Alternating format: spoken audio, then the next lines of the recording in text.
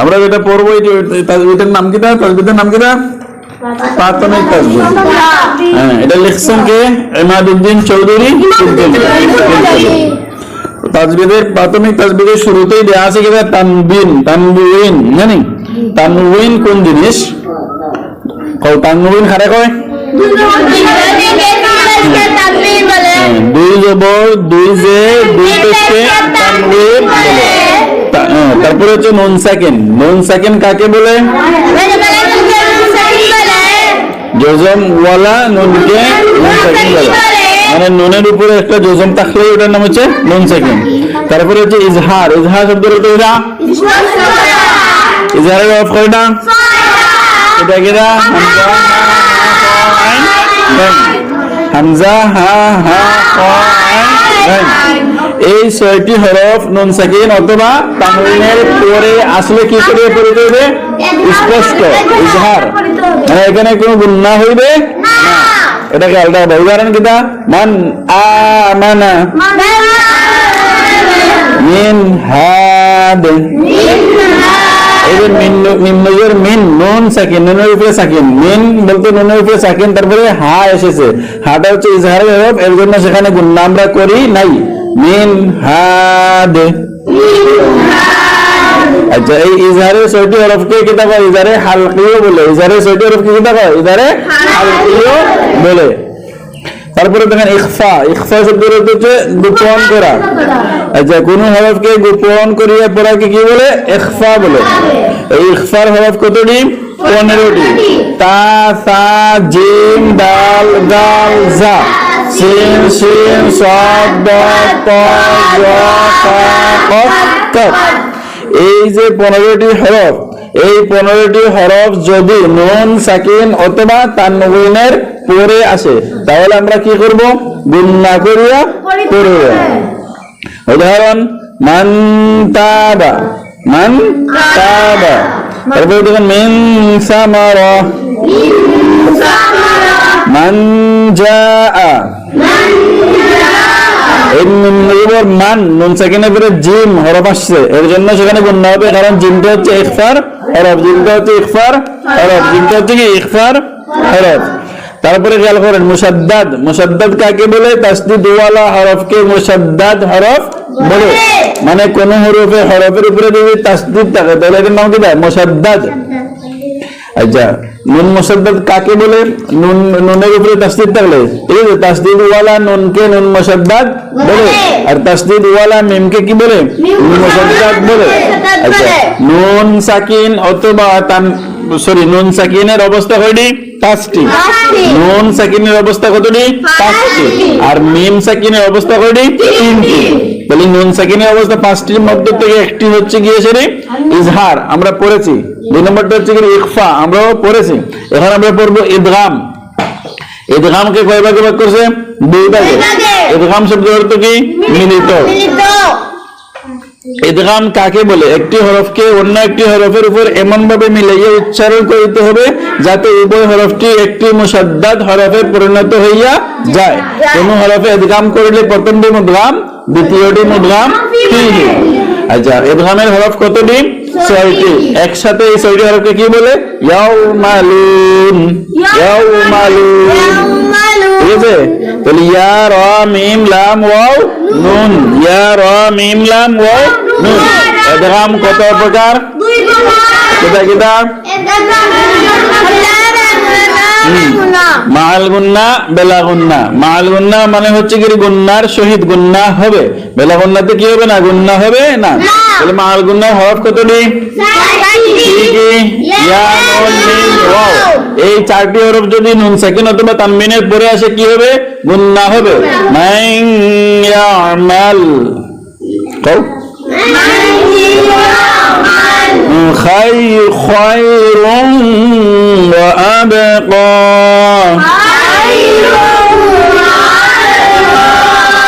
খায়রুন 2 পেশ, 2 পেশের পরে ওয়াও আইছে, তাহলে 2 পেশ হলো তানবিন, তানবিনের পরে ওয়াও আইছে, ওয়াও হইলে কিনা? এটা আমি মাআল গুন্না, মানে কি এখানে গুন্না হবে। কিন্তু 4টা শব্দ আছে সেখানে নুন সাকিন অথবা তানবিনের পরে যদি এই মাল গুনা হরফ আসে তাহলে এখানে কি হবে না, গুন্না হইতো না। কেন হবে না? যে এগুলো হচ্ছে একই শব্দ আছে। তাহলে আমরা বলতে পারি যে ইদগামে মাল গুনার হরফ যদি একটি শব্দে আসে তাহলে সেখানে কি হবে না, গুন্না হবে না। এগুলোর নাম হচ্ছে ইজহারে মুতলাক। ইজহারে মুতলাক। দুনিয়ানুন, বুনিয়ানুন, সুনওয়ানুন, এই উদাহরণগুলো শুনেন নাই? নাম শুনেন নাই? বলেন বুনিয়ান, বুনিয়ানুন, সুনওয়ানুন, বিনওয়ানুন। এই 4টি উদাহরণ কিসের? ইজহারে মুতলাকের। ইজহারে মুতলাকের। ইজহারে মুতলাক কাকে বলে? ইদগামে মাল গুনার হরফ যদি একই শব্দে আসে তাহলে ইজহারে মুতলাক বলে। এরপরে খেয়াল করবে ইদগামে বেলাগুন্না। ইদগামে বেলাগুন্না। বেলাগুন্না হরফ কতটি? ইদগামে বেলাগুন্না হরফ কতটি? কি কি? র, লাম। এই বেলাগুন্না হরফ যদি নুন সাকিন অথবা তানবিনের পরে আসে তাহলে আমরা কি করব? গুন্না ব্যতীত, মানে গুন্না ছাড়া পড়িতে হইবে। যেমন উদাহরণ খেয়াল করেন, মির রাব্বিকুম হুদাল লিল মুত্তাকিন। এই যে হুদান, হুদান বলতে দুই জবর তানবিন, তানবিনের পরে লাম আইছে। লামটা হচ্ছে করে কি? লামটা হচ্ছে করে ইদগামে বেলাগুন্নার হরফ। লামটা হচ্ছে কি? ইদগামে বেলাগুন্নার হরফ। তাহলে বেলাগুন্নার হরফ আসলে কি হবে? গুন্না হবে নি? হবে না, গুন্না হবে না। গুন্না ব্যতীত আমাদেরকে পড়তে হবে। তারপরে খেয়াল করুন ইকলাব। ইকলাব শব্দের অর্থ কি? পরিবর্তন করা। ইকলাব শব্দের অর্থ কি? পরিবর্তন করা। ইকলাবের হরফ কতটি? একটি। নাম কি? বা। নাম কি? বা। নুন সাকিন বা তানবিনের পরে যদি ইকলাবের হরফ বা আসে তাহলে কি করিয়া পড়িতে হবে? নুন সাকিন বা তানবিনকে পরিবর্তন করিয়া মিম বানাইয়া পড়িতে হবে। নুন সাকিন বা তানবিনকে মিম বানাই। আমরা পড়ছিলাম যে ইদগামে বেলাগুন্না। ইদগামে বেলাগুন্না হরফ হচ্ছে দুইটি, রা, লাম। নুন সাকিন বা তানবিনের পরে এর আলাম আসলে কি হবে না, গুন্না হবে না। রাব্বিকুম হুদাল লিল মুত্তাকিন, মিন লাদুন। এগুলো কিসের উদাহরণ? ইদগামে বেলাগুন্নার উদাহরণ। তারপরে খেয়াল করুন ইকলাব। ইকলাব শব্দের অর্থ কি? পরিবর্তন করা। ইকলাবের হরফ কতটি? একটি। নাম কি? বা। তাহলে নুন সাকিন বা তানবিনের পরে যদি বা আসে তাহলে নুন সাকিন বা তানবিনকে কি করতে হবে? মিম বানাইয়া পড়িতে হবে। উদাহরণ কি? মিম বাদ, মিম বাদি, ইউমবিতু। তাহলে আমরা কাকে ইকলাবে কাকে মিম বানাইয়া পড়বো? নুন সাকিন বা তানবিনকে। নুন সাকিন বা তানবিনকে। নুন সাকিন বা তানবিনের পরে যদি বা আসে তাহলে কি হবে? ইকলাব হবে। তাহলে কি হবে? ইকলাব হবে। নুন সাকিন বা তানবিনকে কি করতে হবে? মিম বানাইয়া পড়িতে হইবে। মিম বাদি। এখানে খেয়াল করুন মিম বাদি বলতে বিনজের মিন, নুন সাকিন। নুন সাকিনের পরে বা এসেছে। বা বলতে বা আসে না? আছে। তাহলে এই নুন সাকিনের পরে বা আসলে কি হবে? ইকলাব হবে। তারপরে খেয়াল করুন মিম সাকিন। মিম সাকিনের অবস্থা কতটি? 3টি। মিম সাকিনের অবস্থা কতটি? 3টি। মিম সাকিনের অবস্থা 3টি হচ্ছে কি? ইখফায়ে শফবি, ইজহারে শফবি, ইদগামে মুসলাইনে সগীর। 3টি হচ্ছে ফার্স্ট অফ অল কি? ইজহারে শফবি। 2 নম্বরে ইখফায়ে শফবি। 3 নম্বরে ইদগামে মা'আল ইদগামে মুসলাইনে সগীর। আপনি যদি উল্টাপাল্টা করে বলেন অসুবিধা নেই, 3 প্রকার বললেই হলো। এখন খেয়াল করুন ইজহারে শফবি। ইজহারে শফবি কাকে বলে?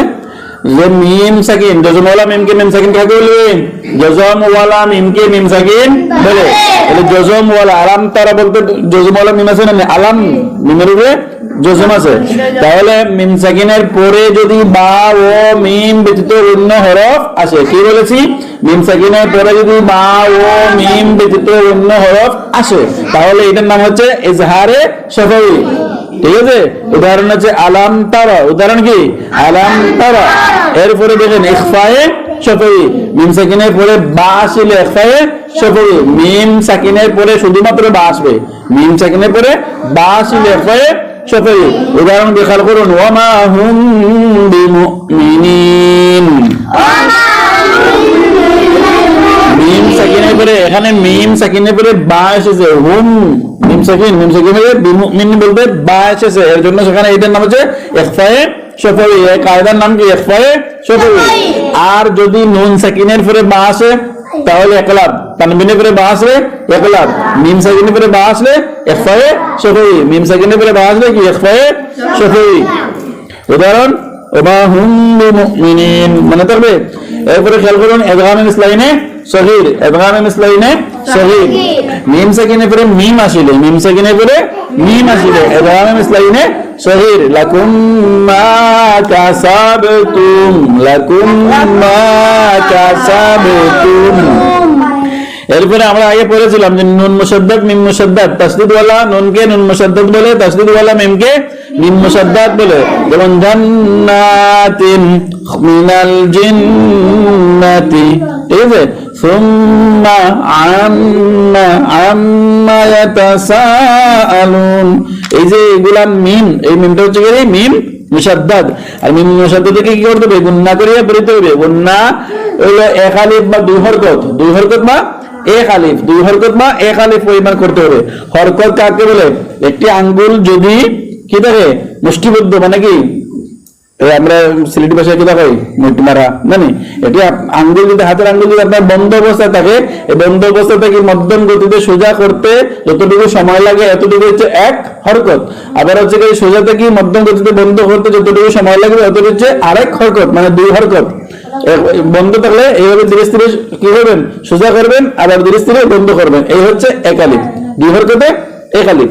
সোজা করলে এক হরকত, আবার বন্ধ করলে আরেক হরকত। এই হচ্ছে দুই হরকত। দুই হরকতে কি হয়? এক আলিফ পরিমাণ লম্বা হয়।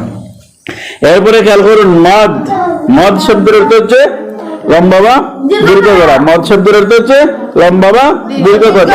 মদের হরফের সহিত আওয়াজ দীর্ঘ করাকে কি বলে? মদের হরফের সহিত আওয়াজ দীর্ঘ করাকে মদ বলে। মদের হরফ কতটি? মদের হরফ তিনটি। মদের হরফ কতটি?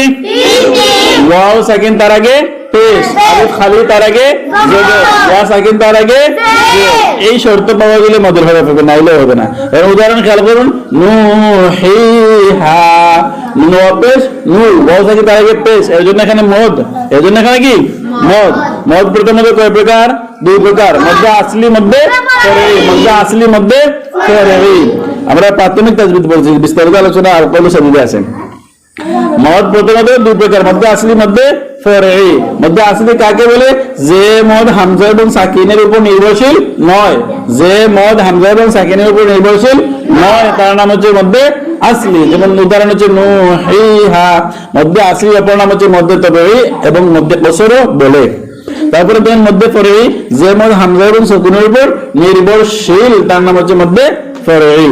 তারপরে খেয়াল করুন মধ্যে লাজিম আছে। মধ্যে লাজিম কয় প্রকার? গতকালকে পড়াইছি। মধ্যে লাজিম কয় প্রকার? 4 প্রকার। কলমি মুসাক্কাল, কলমি মুখাফফাফ, হরফি মুসাক্কাল, হরফি মুখাফফাফ। কলমি হচ্ছে শব্দের মধ্যে হবে, আর হরফি হচ্ছে হরফের মধ্যে হবে। ওই যে হরফ সূরা শরীফে 29টা সূরা শুরুতে হরফে মুকাত্তিআত এসেছে, ঠিক আছে।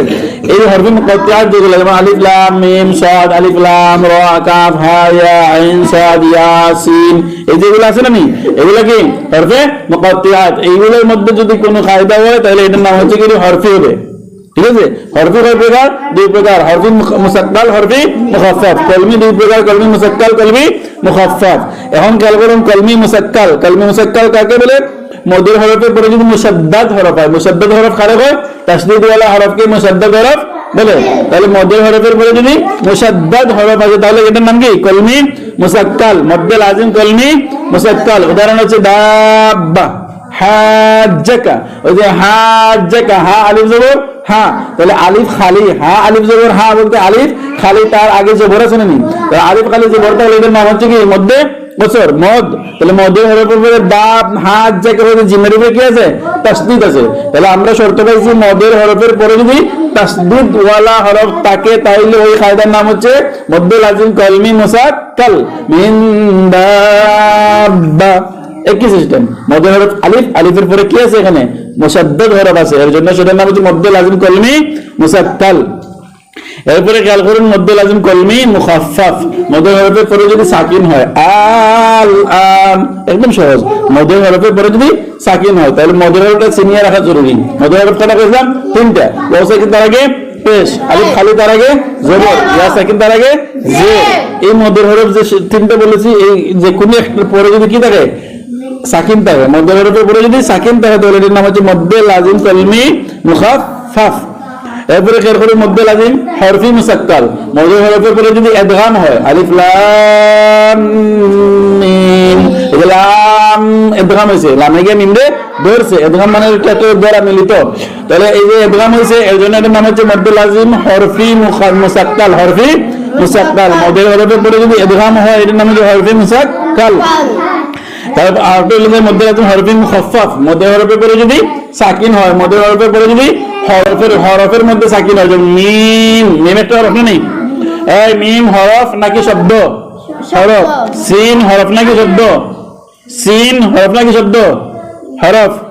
এই সিন তা এগুলা কি হরফ নাকি হরফ?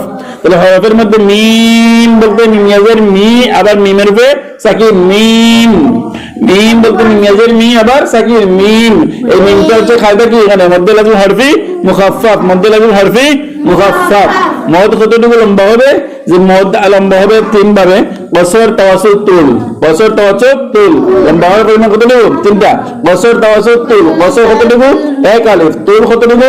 দুই আলিফ, আর সরি তুল হচ্ছে তিন আলিফ, তুল হচ্ছে তিন আলিফ, আর তাওয়াসুত হচ্ছে দুই আলিফ, তাওয়াসুত কি দুই আলিফ। এখন হলো লাম পুর ও বারিক। আল্লাহ শব্দ আছেন আল্লাহ, এই যে আল্লাহ শব্দের আগে হরফের উপরে যদি জবর অথবা পেশ থাকে কি হবে? আল্লাহ শব্দ পুর হবে। আলাইহুল্লাহ, এখানে আলাইহুল্লাহ বলতে হারফে পেশ আছে, আর আগে আল্লাহ শব্দের আগে হরফের কি আছে? পেশ আছে, এর জন্য পুর হবে। আল্লাহ, আল্লাহ শব্দের আগে হরফের কি আছে? জবর আছে, এর জন্য কি হবে? পুর হবে। আর যদি জের থাকে বিসমিল্লাহ, আউযু বিল্লাহ, এগুলো লাম পূর্ণ বারিক, বারিক কেন? আল্লাহ শব্দের আগে হরফে নিচে জের আছে, জের থাকলে কি হবে? বারিক হবে, আর জবর অথবা পেশ থাকলে কি হবে? পুর হবে। এখন খেয়াল করুন রা পুর বারিক। রা হরফের উপরে জবর কিংবা পেশ থাকলে, প্রথমত হলো রা হরফের উপরে জবর অথবা পেশ থাকলে কিন্তু রা পুর হবে। যেমন রাযাকনা, রাযাকনা জবর অথবা পেশ থাকলে কি হয়? পুর হয়। দুই নম্বর হচ্ছে রা যদি সাকিন হয় তার আগের হরফের উপরে জবর অথবা পেশ থাকলে কি হবে? রা পুর হবে। অরিয়া কুরবান, এই যে কুরবান বলতে রা সাকিন তার আগে পেশ আছে, অরিয়া বলতে রা সাকিন তার আগের হরফের উপরে জবর আছে, এর জন্য সেখানে কি হবে? পুর হবে। রা যদি ওয়াকফের কারণে, এমনিতে সাকিন না, ওয়াকফ করার কারণে যদি সাকিন হয় তাহলে তার আগের হরফের উপরে যদি জবর অথবা পেশ থাকে রা কি হবে? পুর হবে। যেমন লিল বাশার, শব্দটি হলো লিল বাশার, রি রার নিচে জের আছে কিন্তু সাকিন হওয়ার কারণে, রা সাকিন তার আগে, রা ওয়াকফের কারণে সাকিন হয়েছে, মানে এখানে তামার সুবিধার্থে কি হয়েছে? সাকিন হয়েছে, তার আগে হরফের উপরে জবর আছে, এই জন্য রা কি হবে? পুর হবে। আর একটা কায়দা হলো রা যদি সাকিন হয় মানে ওয়াকফের কারণে সাকিন হয়, তার আগে হরফে সাকিন, রা নিজে সাকিন, তার আগে হরফ কি? সাকিন, তার আগের হরফের উপরে যদি জবর অথবা পেশ থাকে তাহলে কি হবে? রা পুর হবে। যেমন ওয়াল আসর, ওয়াল আসর, এই যে আসর বলে সরের উপরে সাকিন, রাও সাকিন, ওয়াকফের কারণে রা সাকিন, তার আগে হরফের উপরে জবর। আসর হইতে আইন সদ রা তিনটা নেই, এই সদে সাকিন, তার উপরে রাও সাকিন, তার আগে হরফের উপরে গেছে জবর আছে, এই জন্য কি হবে? পুর হবে। খুসর, একই ফায়দা, এখানেও কি হবে? রা পুর হবে। এরপরে দেখুন তাসদিদ ওয়ালা রা হরফের উপরে যদি জবর অথবা পেশ থাকে, রার উপরে কি আছে? তাসদিদ আছে, এর উপরে কি আছে? জবর অথবা পেশ আছে, তাহলে কি হবে? রা পুর হবে। আর রহমান ফাফিউ, এই যে ফাফিউ, ফাফিউ রার উপরে পেশ আছে, এই জন্য রা কি হবে? পুর হবে।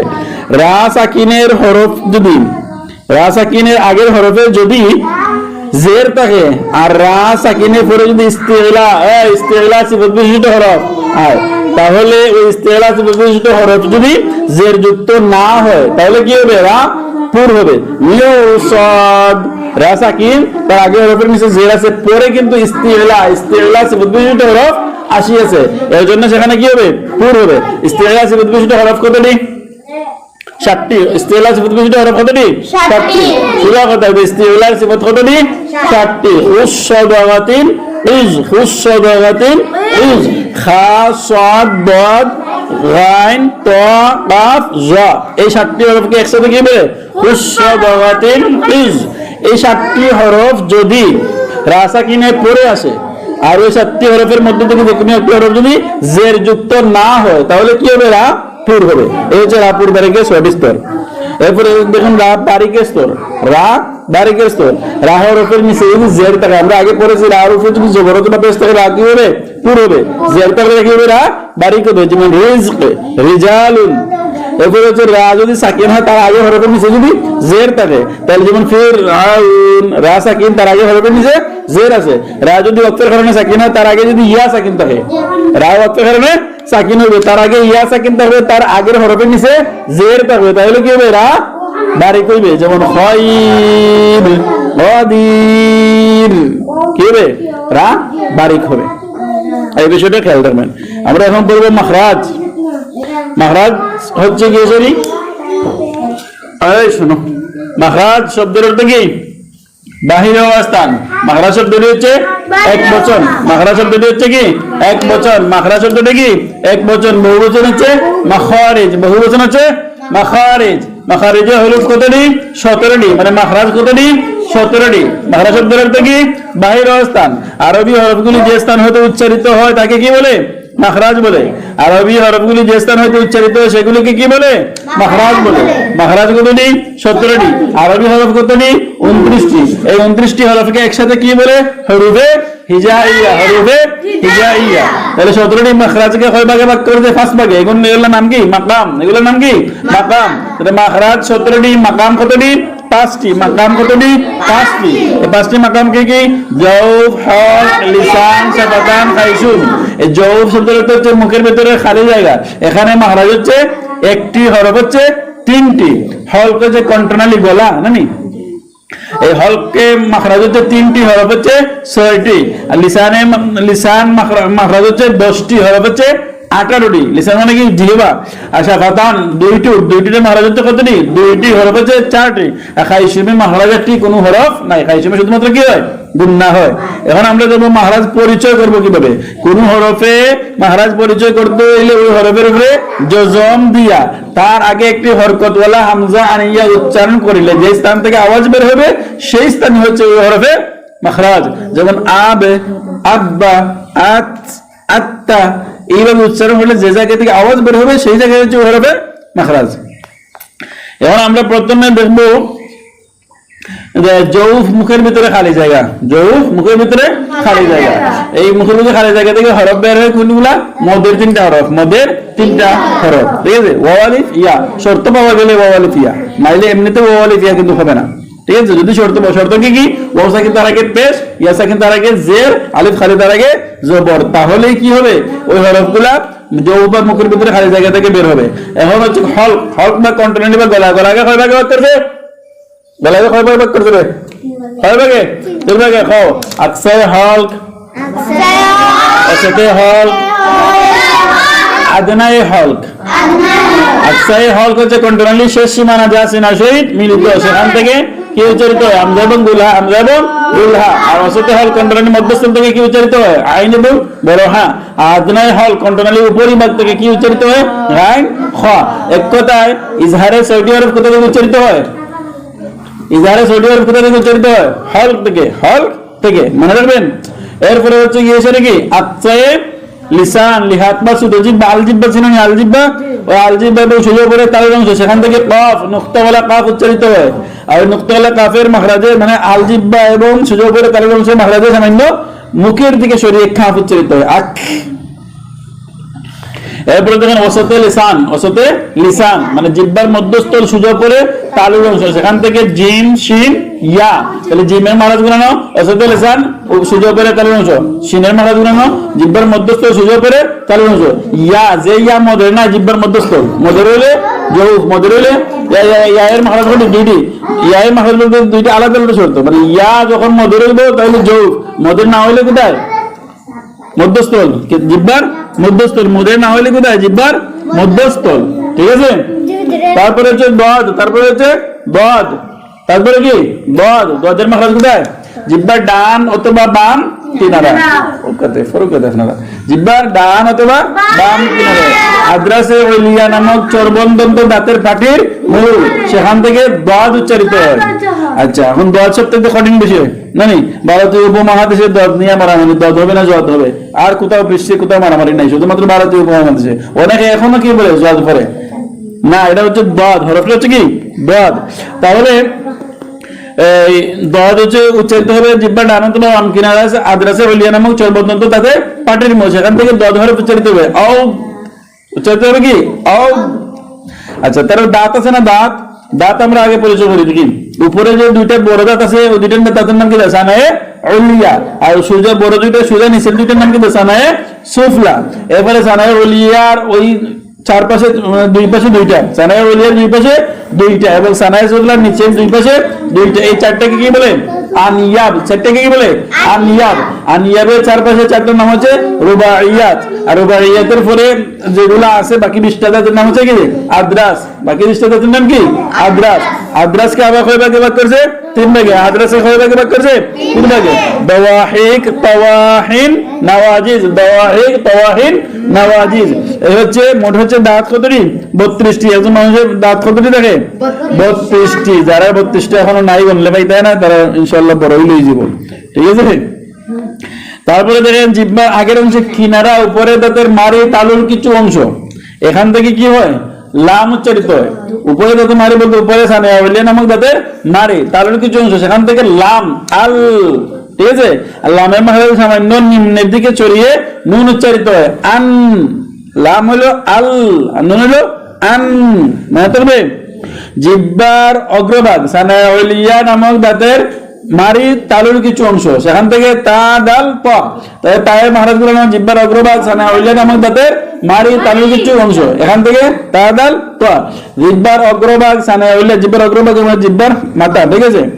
সানায়ে উলিয়া নামক দাঁতের অগ্রভাগ, জিহ্বার অগ্রভাগ সানায়ে উলিয়ার অগ্রভাগ, সেখান থেকে ফা দাল জ। আর জিহ্বার অগ্রভাগ সানায়ে উলিয়া এবং সানায়ে সুফলার দরমিয়ান মানে মাঝামাঝি স্থান, সেখান থেকে কি উচ্চারিত হয়? জাসিন সাদ, জাসিন সাদ। জিহ্বার আগের অংশে পিঠ, উপরে দাঁতের মারি মানে উপরে সানায়ে উলিয়া নামক দাঁতের মারি, সেখান থেকে রা হরফ উচ্চারিত হয়। এরপরে ধরেন দুই টুট মিলিয়ে বা ও মিম, দুই টুট মিলিয়ে কি? বা ও মিম, যেমন মিম। ঠিক আছে। আম মানে তারপরে যেমন আবে, আবে বা উচ্চারিত হবে না। আর উভয় টুট ফাঁক করিয়ে ওয়াও উচ্চারিত হবে। কোন ওয়াও? যেটা মদের নাই, যেটা মদের নাই। মদের হলে কোথায়? যোগ। মদের হলে কোথায়? যোগ। মদের ওয়াও না হইলে উভয় টুট ফাঁক করিয়া। আর হচ্ছে কি সানায়ে উলিয়া নামক দাঁতের অগ্রভাগ নিচে টুটের ভিতরের অংশ, সেখান থেকে ফা হরফ উচ্চারিত হয়। ফায়ের মাহরুফ কোথায়?